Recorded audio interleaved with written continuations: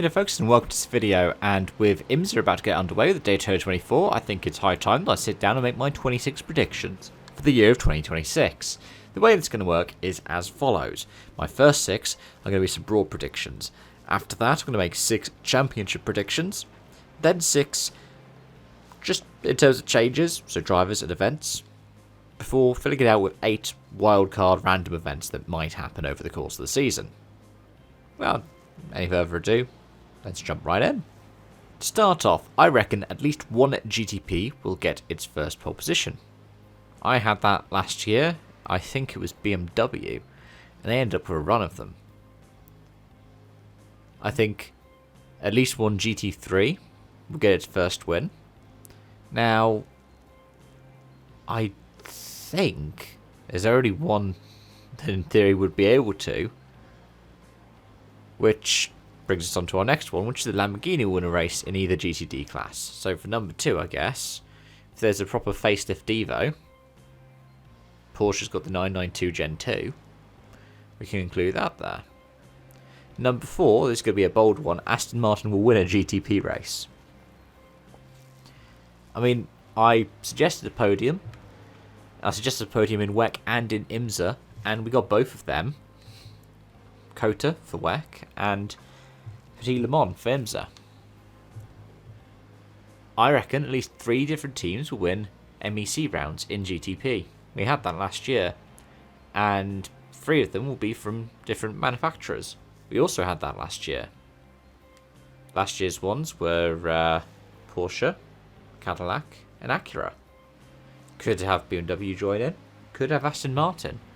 Which brings us on to our championship predictions. I'm going to go double or nothing with this one. GTP champions in IMSA and the Michelin Endurance Championship will be from different manufacturers. We were 1 point off of that last year. I also think a different manufacturer won each of GTP, GTD Pro and GTD. We did have that last year. I reckon at least one class will only have one driver's champion. I think we were 1 point off of that last year.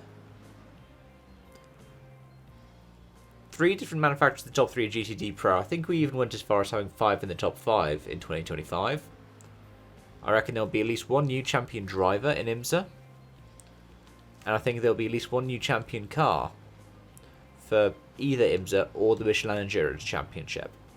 As for changes, I reckon at least one driver will go from GTD to GTP, especially because we're going to be having Genesis coming across.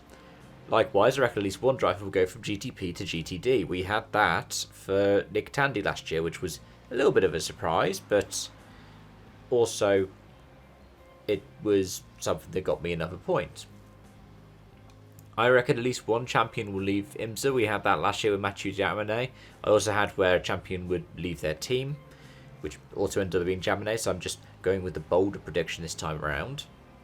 And as for the calendar for next year, I reckon there will be a non-US round with GTP. I really want to see that happen. Mosport has been without GTP the last couple of years. I reckon that another round will have all classes. I reckon there will also be no more than 12 rounds in 2027.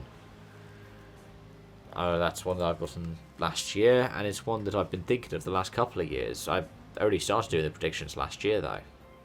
As for my wildcards, I reckon a GTP will have a crash from LMP2. We had that in Daytona last year. I think it was at the 40 got involved in it.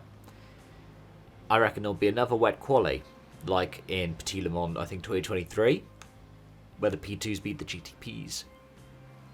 Doesn't necessarily mean outright pole position, just means that there are GTPs plural slower than LMP2s plural. I reckon that an active F1 driver will drive a GTP at some point, whether that means that somebody gets called up whilst they're doing IMSA, or whether it's like Verstappen going out to a test day. He has done it, and if he does it again, I get my point. I'm going to have a guess that at least one GTP driver will leave their team mid-season. For whatever reason, I don't know, but I reckon that will happen.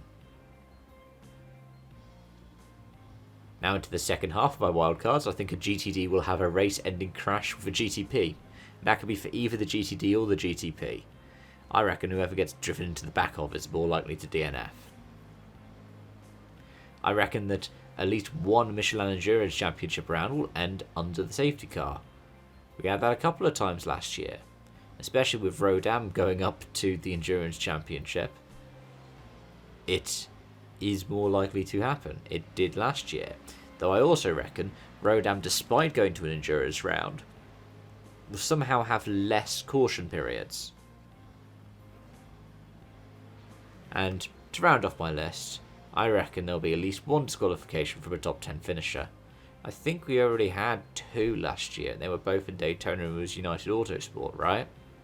Regardless, folks, those are my thoughts, those are my feelings, those are my predictions. If you have any, let me know yours in the comment section down below. As always, thanks for watching, thanks for joining, and I hope to see you again soon for more. But until then, it's bye for now.